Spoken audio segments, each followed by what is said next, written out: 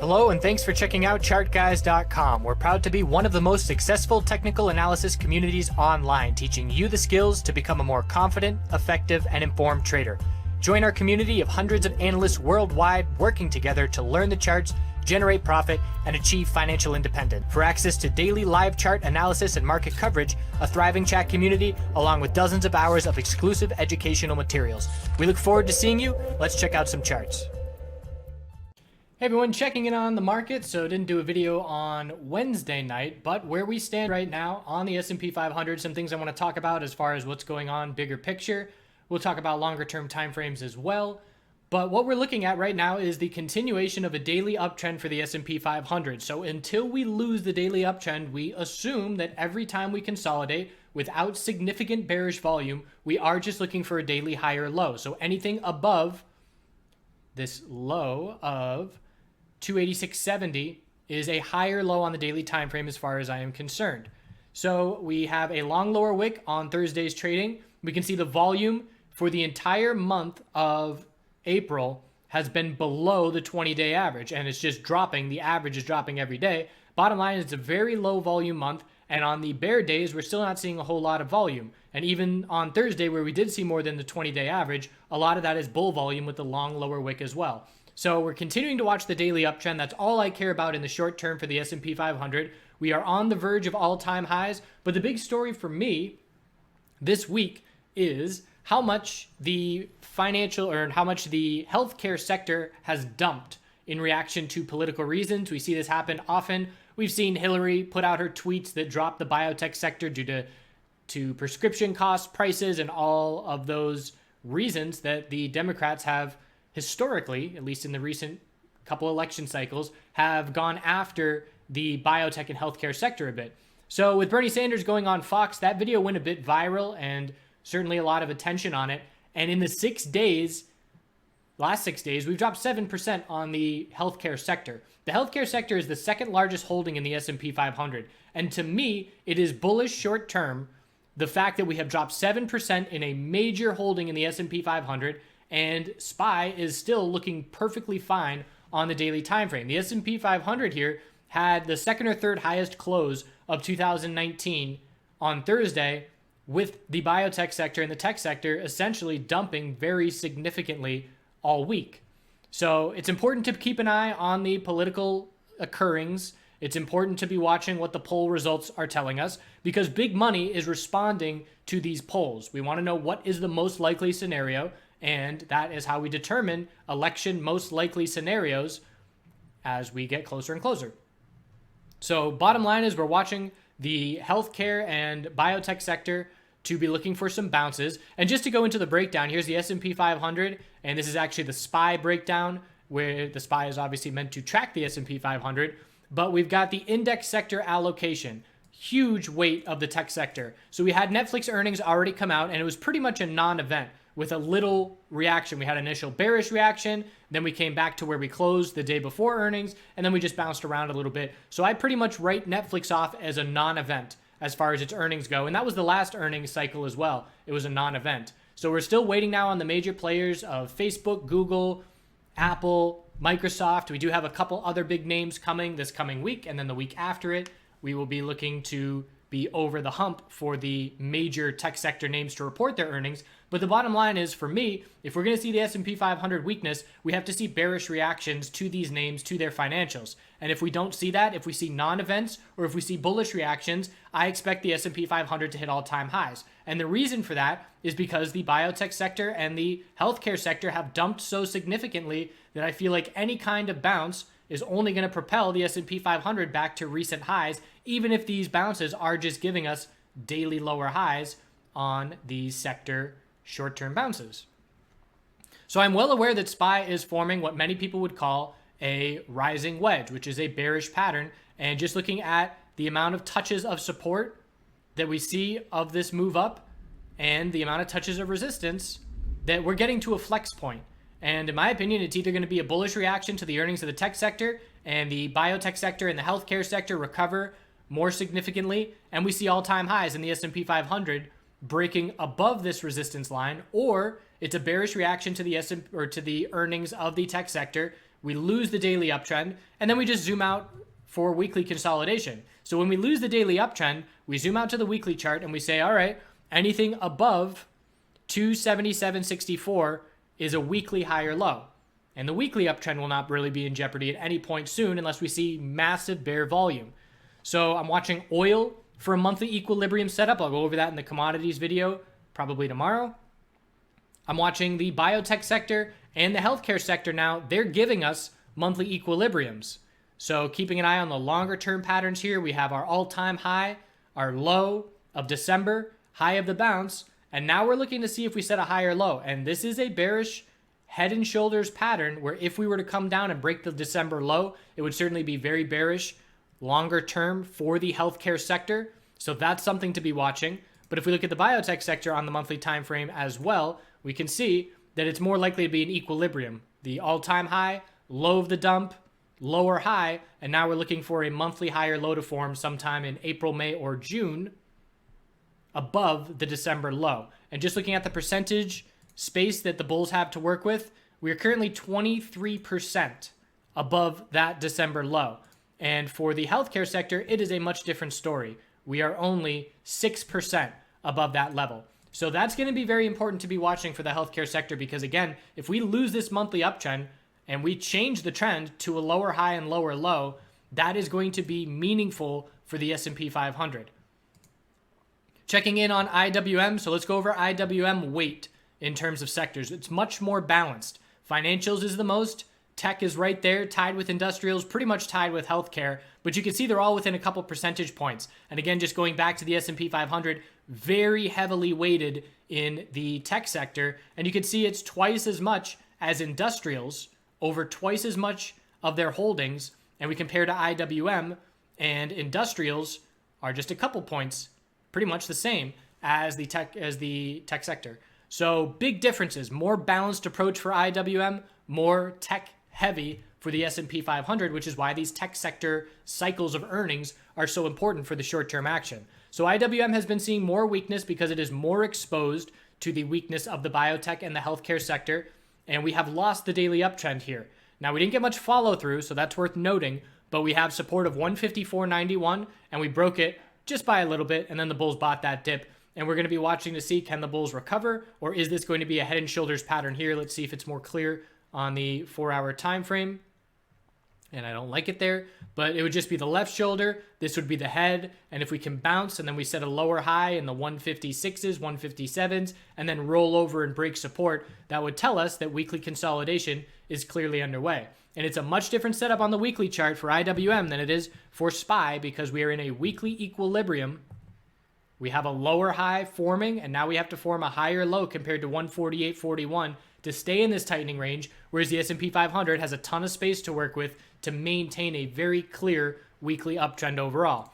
Tech sector, QQQ, still extremely strong. Every little dip that we see where we lose the low of the day before it is a bullish candlestick with a lower wick. So it happened one time, happened here with a complete bullish turnaround and buy. It happened a third time, and now it's happened 4 times. So 4 times in the last 3 weeks, all of April, where we break the low of the previous day, the bulls buy that dip and close at the high of the day or where we opened. So that is definitely impressive. And again, it all depends on what the reaction to the earnings are going to be for these major names. And you could draw a similar tightening wedge-like pattern depending on where you put your anchor points, but it would look something along these lines, just doing it quickly, so it might be a bit sloppy, but you get the idea.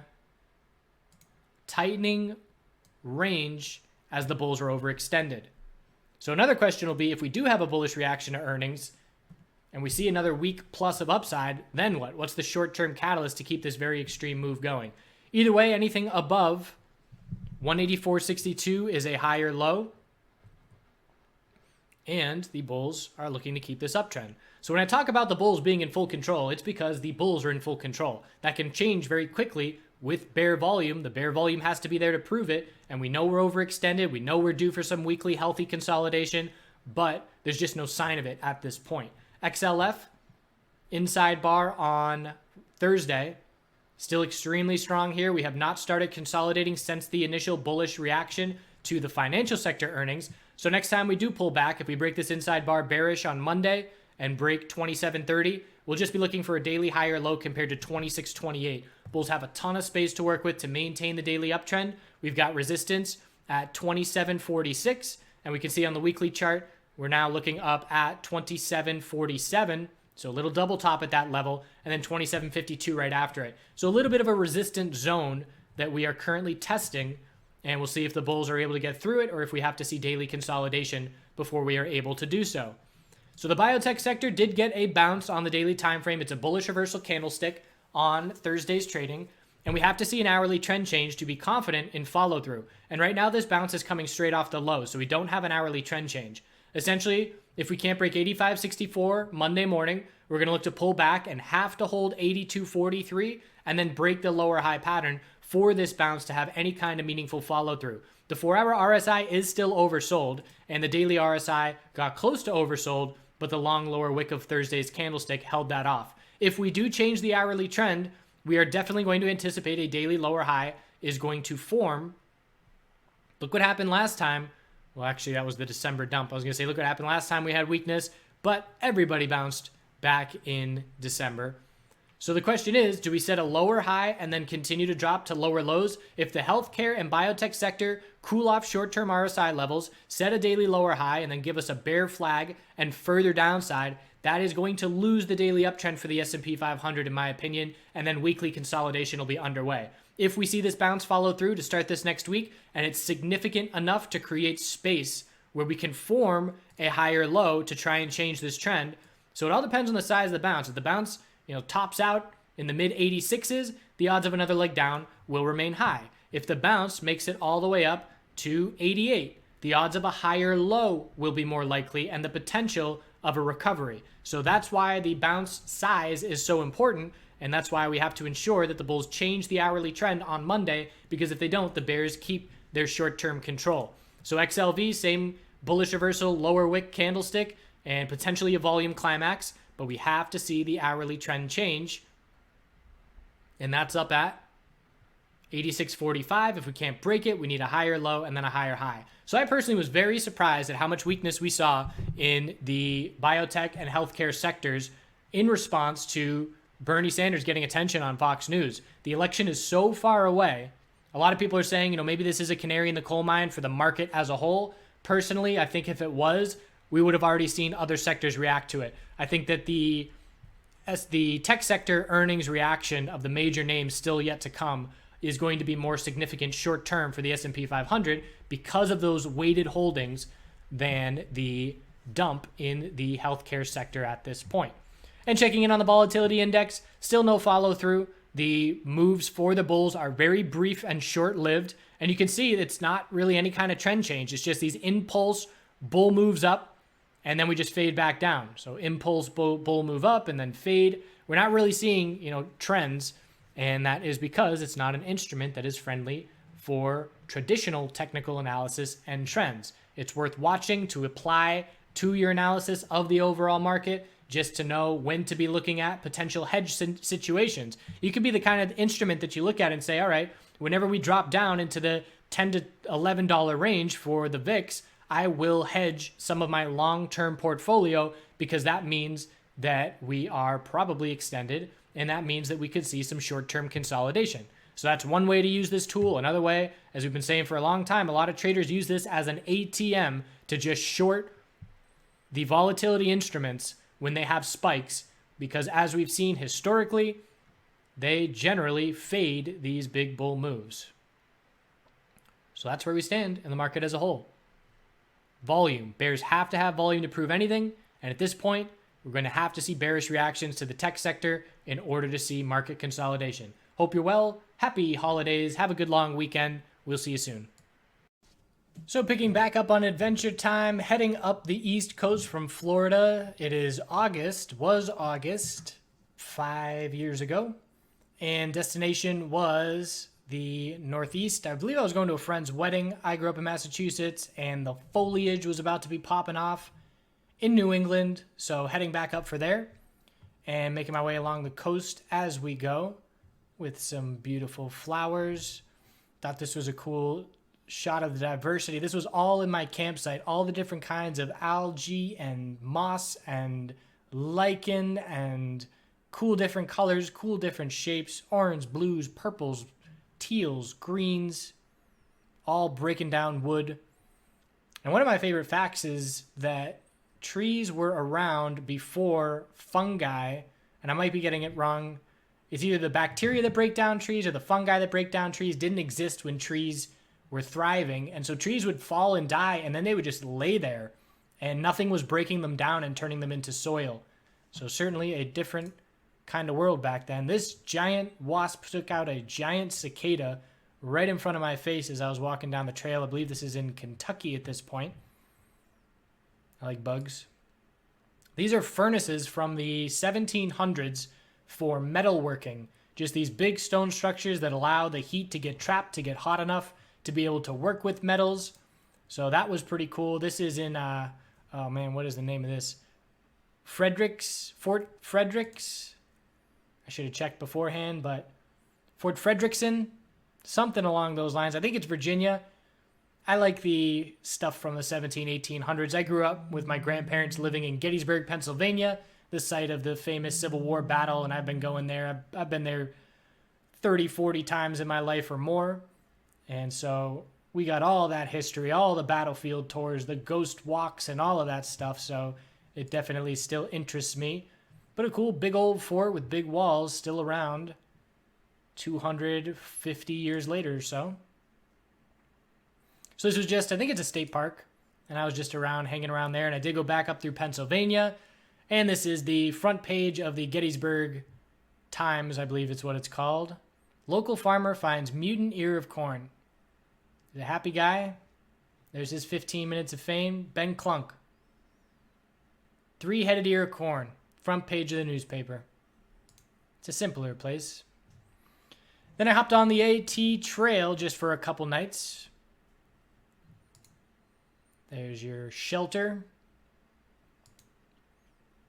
And heading up now as the leaves were continually changing to the White Mountains of New Hampshire, my old stomping grounds. That's where my dad used to originally take us camping, and that's where I started to fall in love with nature.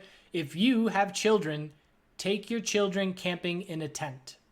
RVs are cool, but take your children camping in a tent. It will probably change their life.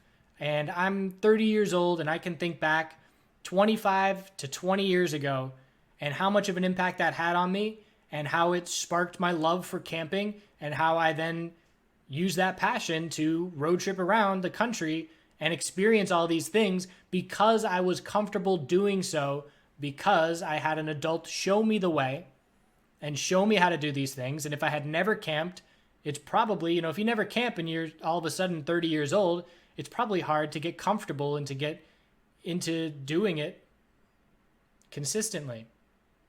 Take your kids camping. Even if it's in the backyard, it's an adventure. It's fun. You can bond and roast s'mores and have a fire. Teach your kid how to make a fire. All good stuff. That's the advice for today. We'll see you next time.